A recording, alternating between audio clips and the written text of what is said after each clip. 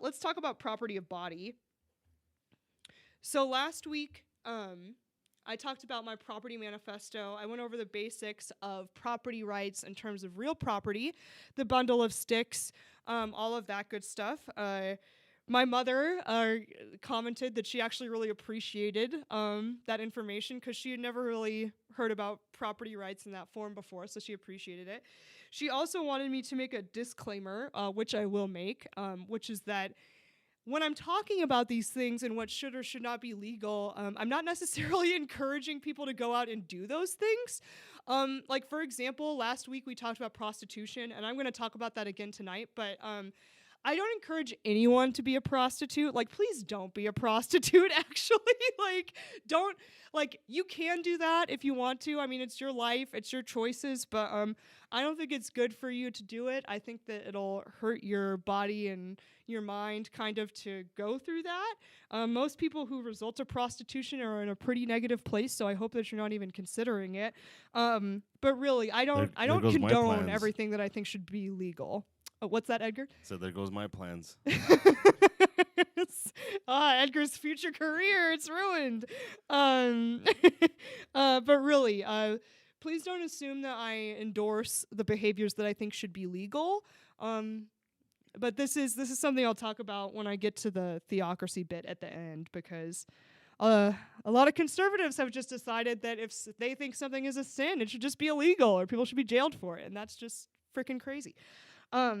So anyway, let's talk about property of body. Again, I'm talking about what should be legal. I'm not encouraging you to do any of these things necessarily. I'm just talking about what I think the government should not be involved with because you own your body. So just to refresh, because you own your body, right, like we're going to apply the bundle of sticks to your body the same way the bundle of sticks was applied to my iPad, I think is what I gave my example for personal property, and then to real estate. So for your body, let's talk about it. The right to control. That was the first one in the bundle of sticks. This makes sense. You can't really separate yourself from this because you're the only one who really has the control over your hands and fingers and limbs. And even right now, like me speaking, this is me having control over my body. We at least, not yet, don't have technology where someone else could control your body, but we might get there. I don't know. Maybe AI will get us to that place. But we have the right to control our body, the right to possess it. It's kind of the same thing. You can't really be separated from your body. As long as your consciousness is in your body, you are possessing it. You're inhabiting it. The right to exclude. I mean, in my opinion, this is sort of the basis for why rape is a crime, because you have the right to exclude from your body if someone is trying to force themselves. Oops, sorry, that's my phone going off now. If someone's trying to force themselves into your body, you have the right to say no. You have the right to exclude from your body. You own it. And this is the same with, this gets into some of the like vaxxer stuff. I understand if you're going to go to a public school, why they would require vaccinations, because you're going to be around other kids and like the government's involved and you're in a designated public place. But in general, I don't think that people should be forced to ingest anything into their body if they don't want to. And that's probably going to get me in a lot of trouble. Just that right there. So, the whole vaccine thing, because we homeschool. Mm-hmm. And I don't blame you at all. Yeah, that's always been an interesting conversation because even though we homeschool, our kids are still legally required. Like, we have to show vaccines. Really? Now they're to like the state of Colorado? Yeah, to the state of Colorado. Now they're not as strict about it as they are, but they still require it. Mm-hmm. And I mean, this logic is an easy one. It's been said before, but like if you're a vaccine, then what the hell do you have to worry about? Like it's right. I mean, that's part of the issue that I've always had, or with the arguments before. I mean, personally, I think that you should get vaccines, and if I'm ever blessed to have children, they're gonna get vaccinated because I don't want my kids to have polio. Do you know what I'm saying? Like, I'm not trying to risk that. But at the same time, you know, if the vast majority of people do have vaccines, and if you vaccinate your own children, then I'm not sure why that particular debate has gotten so heated, and like people who argue against vaccinations have been banned from Facebook and deplatformed more than almost anyone else. So, yeah, but I'm definitely pro-vax. You should vaccinate yourself and your children. But I also am not. I just don't think that it should be something that the government does by force. I think the vast majority of people would do it anyway, and I think a lot of the skepticism about it is because of the forced nature of it, actually. The right to enjoy your body is the next one on the bundle of sticks. So this is like, I mean, the simplest and most PC version would be just dancing or something. It's like you can kind of have fun with your body, do with it whatever you want with it. But this also gets into more sexually promiscuous behavior, to put it lightly. So, I mean, it's your body. And again, like I'm saying, I'm not endorsing all of this stuff, okay? Mother, in case you're watching. But, if you're going to be masturbating, if you want to... just generally whatever kind of sexual relations you want to have to pleasure your body, that's kind of on you. That's your choice. You own your body. Again, I personally I wouldn't encourage a lot of sexual promiscuity because I think ultimately it really hurts you psychologically. Obviously, I'm a Catholic, so I have other reasons too. But I do think that you own your body and it's your free will to enjoy your body how you want. The right to convey, and we talked about this a little bit last week, but this is really the right to sell your labor, and to sell the work of your body. So, this gets into, and I do want to talk about freedom of contract because our Supreme Court has actually said that there's no freedom of contract in the United States. This occurred in the Lochner case. The Lochner case, it occurred in the case that overturned Lochner. Excuse me. Lochner was actually a case that said that there was freedom of contract, and the Supreme Court overturned it, and now when you go to law school, they teach Lochner as if it's some laughable, ridiculous case. They can't even believe that the Supreme Court would have ruled that way. But in effect, all of that came into being because I think it was in New York City, they had passed a law that said that bakers were only allowed to work a certain number of hours a day. Like they were... The law was essentially posed as, we're going to prevent people from being overworked, right? We're going to prevent people from having to work overtime or like bad labor conditions, whatever. But the impact of that was that certain bakers who had their own bakeries and, maybe their staff who wanted to work longer hours than that to get their job done weren't allowed to do so anymore. So that's how the whole case came into being. But you have freedom of contract. Freedom of contract is legitimate. And it's because of this idea. It's because you have the right to sell your labor. You own your labor. You have the right to convey it to somebody else for value. So if you're a baker, in my opinion, you should be able to bake as many frickin' cakes in a day as you want. And no one should be able to tell you that you're overworking or whatever. Like, I personally am not a workaholic, but if you want to be one, that's up to you. That's your free will if you want to sell your labor like that. So, or you're going to say something? Yeah, my kids have run into that particular issue because they can't. So I've got a 17-year-old. That one doesn't have an issue anymore. Mm-hmm. But like the 15 and the 13-year-old, if they wanted to get a job right now, well, they couldn't. Mm-hmm. They can't because there's laws that says this individual who wants to work and is seeking employment because their dad's a cheap ass. Yeah, probably. No, I am. Just being honest. Yep. So they can't get that job though. They can't because there's laws that will prevent them from getting a fucking job. Yeah, it's true. And even if, like, let's say they just wanted to apprentice under a carpenter or something, that would be illegal if they were getting paid. Well, even my oldest, she wants to become a chef. She wants to get into that field. And she has to wait until she's 18 for most reputable or really nice places where she can learn because she's dealing with knives. So most places will not hire her until she's 18 years of age Wow. because of that. I guess MasterChef Junior is blasphemy to these people. No. But it's true. You know, it's I understand why a lot of people pass the child labor laws because, you know, there were kids working in some pretty bad conditions and kids got hurt and stuff. Like, I mean, I understand why they went for that, but it's just everything with the government. You know, there's no nuance. There's no exceptions. There's no, well, what if what if my child just is really adept at this particular trade and they want to start learning already? It's like the person they're learning from just can't pay them, I guess. And I think that's partially why, it's very similar to my opinions about the minimum wage, because people make arguments about the minimum wage like, oh, well, it just helps people get paid more money, you know, because all the greedy, you know, I don't know, CEOs are just withholding money from their employees. But the truth is that what the minimum wage really does is just kick out the bottom rungs of the career ladder for most young people who are trying to get into the job market. Because effectively, let's say you're fresh out of high school, maybe you're not trying to go to college because you're kind of smart enough to have realized that unless you're going to be an academic or a lawyer or a doctor or something, it's probably like not worth your money or your time. And you want to go learn a trade. Like maybe you want to go learn to be a gunsmith or something like that.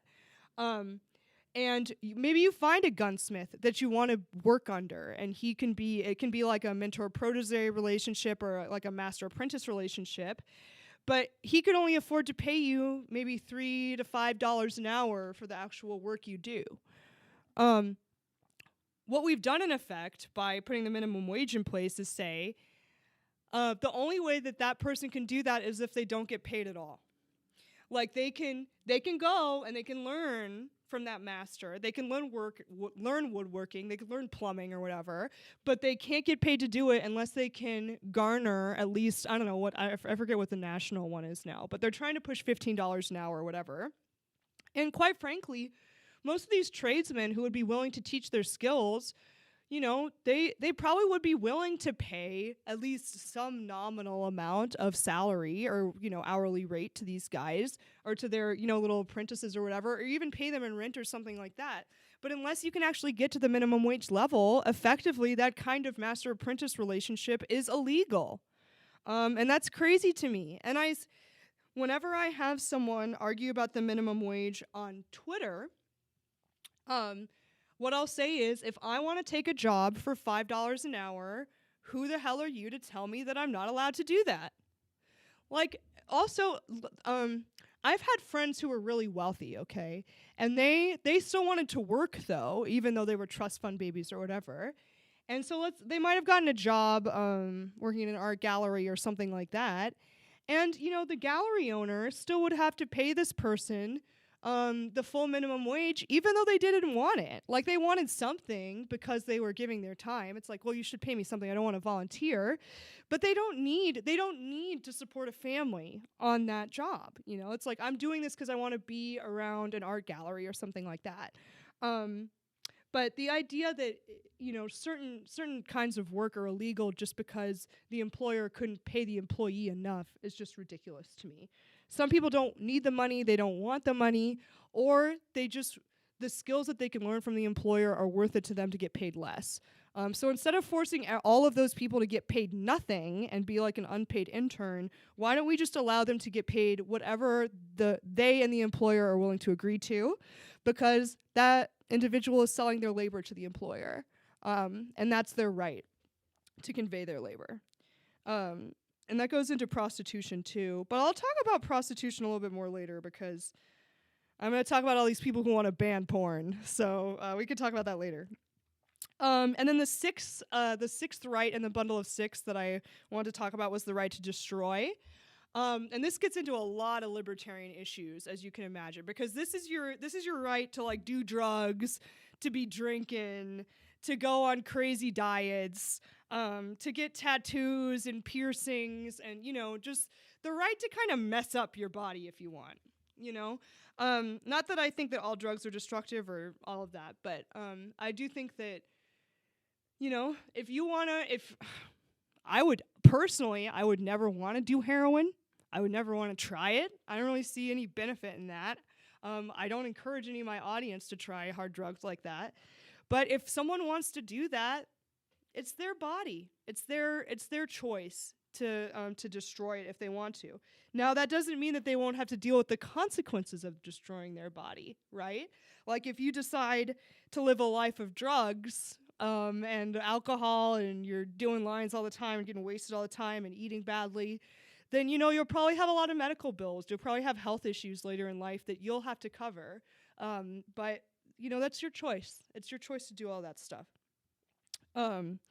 So, and with that, I'm going to get into some particular issues with property of body. How long have I been streaming, by the way? Can I ask?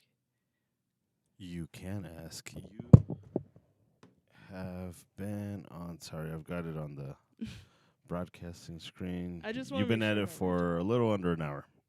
Oh, okay. Whoa. All right, good.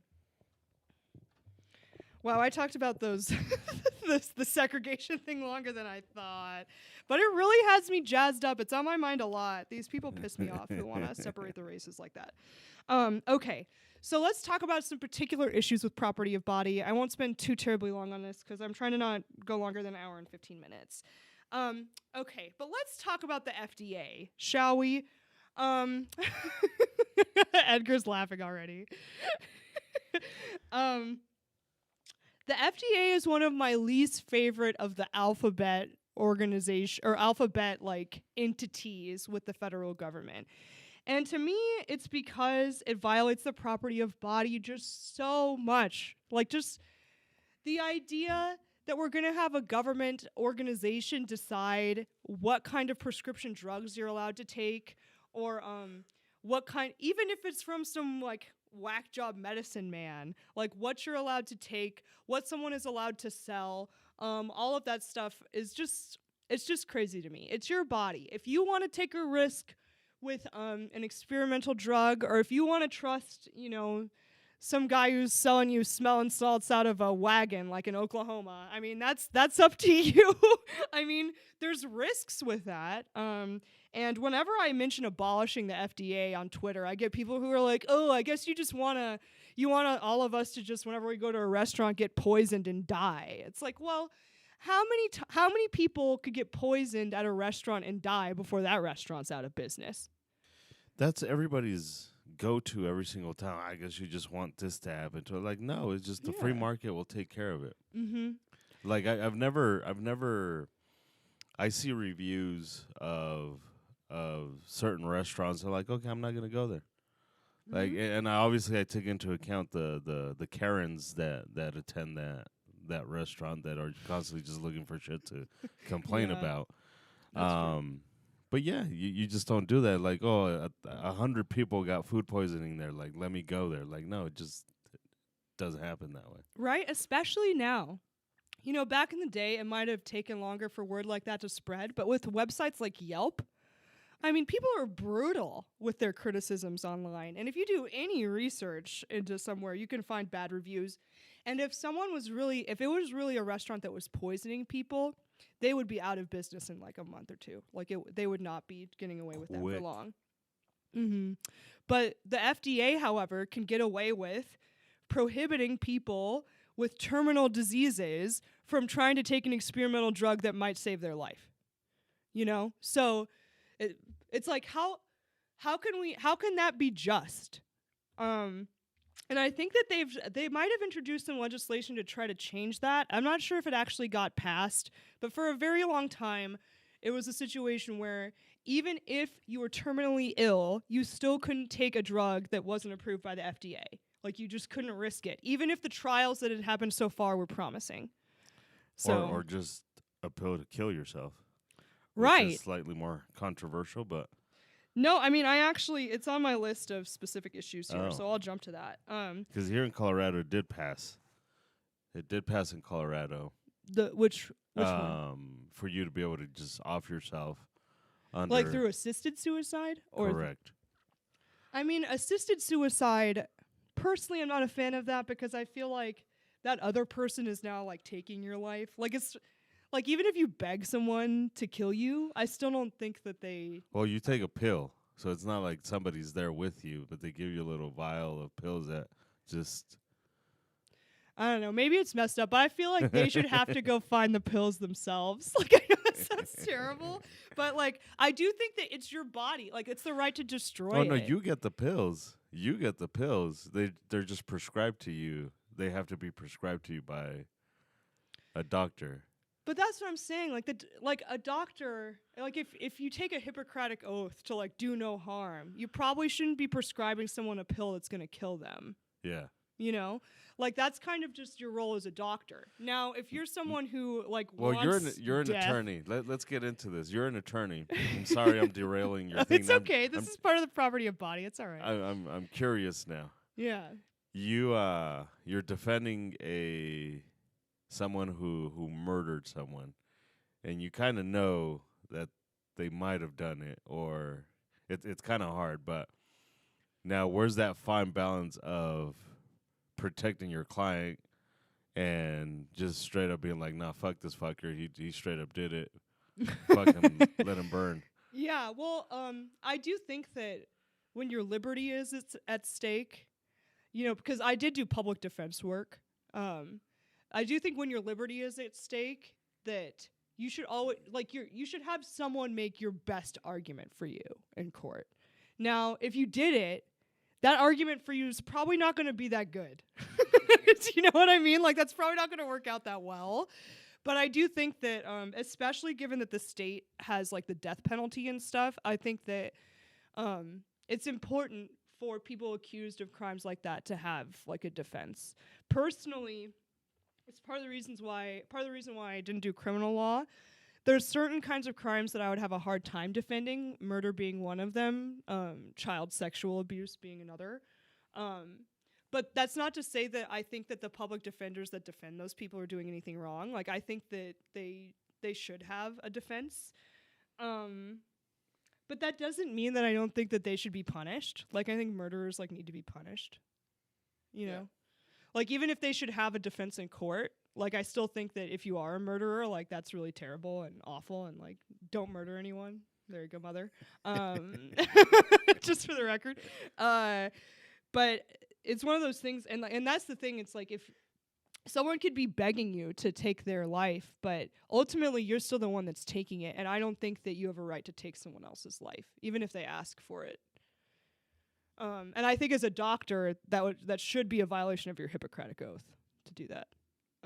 But if you, and don't commit suicide, please. Like, suicide's really terrible. It hurts a lot of people. But I do think that if, like, it doesn't make sense to me that suicide in and of itself is a crime. Like, a lot of states have it as a crime, and it's like, what are you going to do, punish a dead person?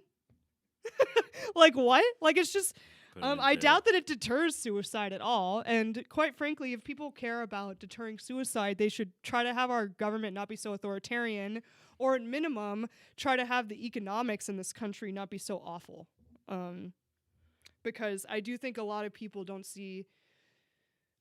who commit suicide, like Durkheim wrote about it, it's either like too authoritarian of a government, or like a lack of attachment to community, or, you know, there's all kinds of reasons why suicide becomes prevalent in a society. I have a theory that everything can be traced back to government. Mm-hmm. Every fucked up thing that happens could all be traced back to government. Every bad thing. Every bad thing. Suicide, so that's too? my theory. Yeah. Mm-hmm. Even suicide. Yeah. I mean, back in the day, I think I was in high school or something, but I went on this rant about how a $1 bill and a $100 bill are exactly the same other than what's printed on it. And this confusion about how something could be worth so much more than something else, even though it's exactly the same thing, is really the root of our problems, and then money's the root of all evil. And then I was like, oh no, it's really the Fed. It's really the Federal Reserve. That's really the problem. It's not just the existence of money isn't a problem. It's what the government does. Brett says lack of purpose leads to depression, leads to suicide. Yeah, that's a big thing too. It's like, it's the same thing. It's like you might end up nihilistic like the mass shooters, or you might end up just so depressed that you like take your own life. But the lack of meaning is a problem with both of those things. But yeah, I do think that you have a right to kill yourself, but please don't. Let's see. The Second Amendment is actually a property of body issue, in my opinion, because it's a self-defense issue of your body. You have the right to exclude from your body, protect your body, all of that stuff. That's why you have the right to carry a gun, because there's people who could do harm to you or try to steal from you, right? Like get into your personal property, other stuff like that. But really, if someone's trying to harm your body, you have the right to exclude from it. And if someone's trying to rape you or murder you or whatever, you have the right to pull a gun on that person. And that's partially where the Second Amendment comes from. Self-defense of your property of body. Habeas corpus. I mean, this has kind of been messed up in America almost. Obama tried to get rid of it. Actually, he did, didn't he? Yeah, he did. That was the, oh man, it's been so long. But it was back a long time ago, but he basically said that you could be detained without trial, right? Well, he did that with the people from Guantanamo. The Justin Bieber lookalike over at Nine News, not Nine News. I'm sorry, NBC. What's her name? Yeah. She looks like Justin Bieber. Anyways, a little bit, yeah. It's true. Not Ellen DeGeneres, but the other one that does the news on NBC. She, man, are we finding a pattern here about these ladies that look like Justin Bieber? Anyways, she went on a whole rant with the people from Guantanamo, basically the terrorists that were here, going to jail forever. And then it doesn't really only limit it for terrorists. So it kind of words it for Americans. And we've seen that shit in Chicago, in that secret, quote-unquote, secret prison, where nobody knew where the fuck they were at. They couldn't call anybody, and they were just holding them just to keep them. Yeah, that's true. And that's why all of that stuff passes, right? Because they'll say, oh, this is just so we can, detain terrorists, right? But even the Nazis got to have a trial at Nuremberg, man. Like, we're not even going to give them trials just because they're terrorists. It's like you've apprehended them alive. Give them a freaking trial. Brett says, side note, Right to Try Act passed in 2017 or 2018. Yeah, that's what I thought. I thought there might have been some legislation. The Right to Try is the one that, I think it's only if you're terminally ill, you're allowed to try a non-FDA approved drug. But, which is good. I'm glad they at least did that. I didn't know if it had been signed into law or if it only passed the House or something. But really, even if you're not terminally ill, like I have horrible migraines, like all the time, and Edgar gets migraines too. And man, I would try all kinds of experimental stuff to try to get rid of these if I could, man. Like, I don't know. I'm sure there's a bunch of stuff that's not allowed on the market that, people are trying to help migraine sufferers. So, the one a pet peeve for those of you that don't get migraines is, I think we talked about this last week, you and I. Maybe we did. Maybe we did. When they tell you just drink water. Oh yes, please. Like, just drink water. Like, if that helped it, like, I'd fucking drink a shit ton of water. Like if you talk to someone and they're like, man, I have such a bad migraine, don't tell them to drink water, okay? You're just gonna piss them off. Because unless it's their first migraine ever, they've tried that shit. Okay? We've tried drinking more water. Most of us have probably tried several different prescription medications to try to deal with it. At least I have.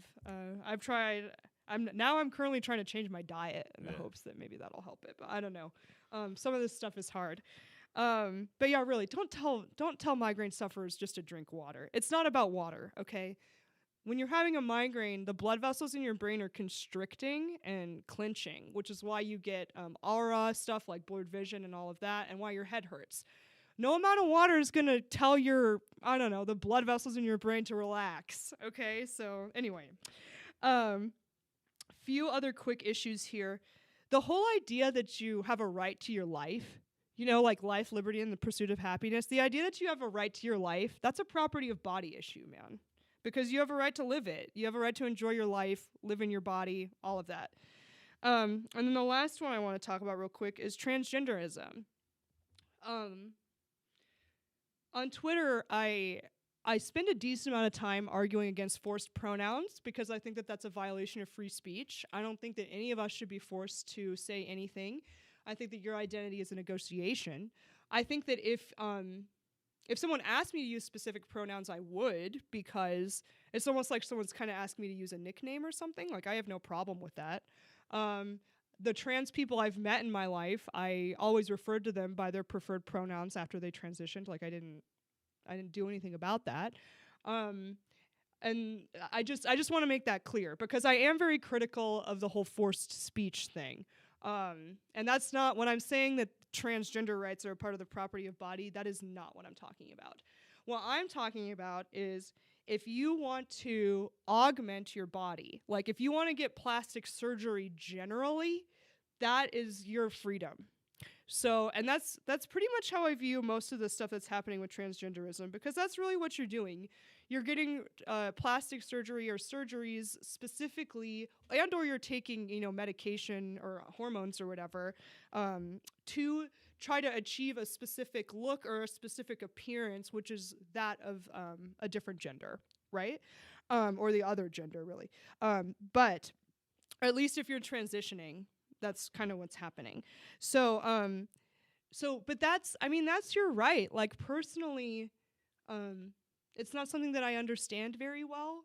I actually listen to a lot of transgender YouTubers, not just libertarian ones or conservative ones or whatever, but I kind of listen to a lot of transgender YouTubers because this issue is really fascinating to me.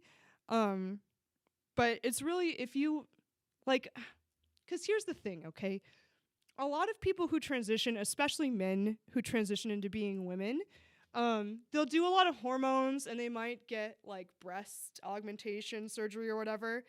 But a lot of them don't actually do the final snip, so to speak. They're not committed. Yeah, they're not committed. But I just think that I feel like that shows that at a certain point they do know that it is like a body altering situation, and a lot of them, even if they do feel like I really am a woman and all of that, there's something about like removing your penis that is probably just really hard. Like, that's something I just can't get my head around it. I'm not trying to be bigoted. I just don't understand it. Like, I just genuinely don't. But even then, even in the instance where you're going to remove a body part like that, I still think that that's your choice. I would say that there's still some argument there about whether or not that's a violation of the Hippocratic Oath of a doctor or a physician to remove an appendage like a penis. And that in and of itself probably means that I'm a hypocrite or a bigot or something, but what are you going to say, Edgar? I don't think they cut it off, though. Don't they just invert it? You got an innie instead of an outie now? I mean, yeah, but you're destroying the penis. Sure. Right? I mean, it's not like you can ever really use it again. Like, not in the way it was intended, anyways. Yeah. To say the least. That's kind of an understatement. But the only thing I want to point out with the transgenderism thing is there's a lot of people who are transgender and transition and are happier once they do. And I knew someone in law school who that was the case for them. Aaron with an E became Aaron with an A. And he's a really nice person. I worked with him in my criminal clinic. But there's also some people, I think, who go toward the transgender route because they actually have some self-hatred toward their body, and they want to change it. And I say that because of some of the YouTubers that I've listened to. Like, when they talk about the surgeries they're going to get, they're like, oh, well, you know, I can't wait to get the breast implants because my chest is just so ugly without it. You know, and it's like, well, that's not really a statement about like, well, because I really don't feel like myself without them. It's more like, it's like an attractiveness. It's like an attractiveness assessment of their own body, and they want to change it. And even like Blair White, she's a conservative transgender personality, but she did a whole episode talking about the surgeries and various interventions she did. And when I heard her talk about especially her face, it just made me so sad, because she was like, I needed to take it in here, and I needed to fix my cheekbones here, and I needed, it's like, this just sounds like someone, in my opinion, who really is trying to use plastic surgery to feel better about their outward appearance. And I always am a little bit skeptical about that, because I think that we should love ourselves as we are as much as we can, But really, if you're transgender, if you want to transition, if that helps you be happy, then it's your body and it's your choice, and you can do what you want. But I don't know. I think there's a lot more nuance in that whole debate than people want to talk about. I think the right really has a hard time showing any compassion for what transgender people go through. Gender dysphoria is no joke. I mean, it really messes with people. Like, it's not a situation where you could just think yourself out of it, or like be convinced out of it or something. But I do think that in our culture, they talk about rapid onset gender dysphoria. I do think that it's become almost hip to be like trans, because I don't know. It's like, especially among teenage girls, like you get there's an instant protection that goes along with saying that you're trans now. And it's not that they shouldn't be protected, because everyone should be treated with dignity and respect. But in my opinion, because you're trans, it doesn't mean that you're entitled to more respect or dignity than any other individual. And if you as an individual act in a way where I wouldn't respect you, then I'll lose respect for you regardless of whether you're trans or not. So, anyway, I just think that it's a very nuanced issue. In terms of your body, though, it's your property. And if you want to augment it or change it or do whatever you want to it, that's fine. I've got tattoos. I've got piercings. Personally, I would never get plastic surgery, but even people who are doing plastic surgery, just like the people in California who just want to have big fake titties, it's like, if you want to do that, like, you could do that. And if you want to augment your body because you really think that you were born in the wrong body, then yeah, I mean, that's your body to do that with.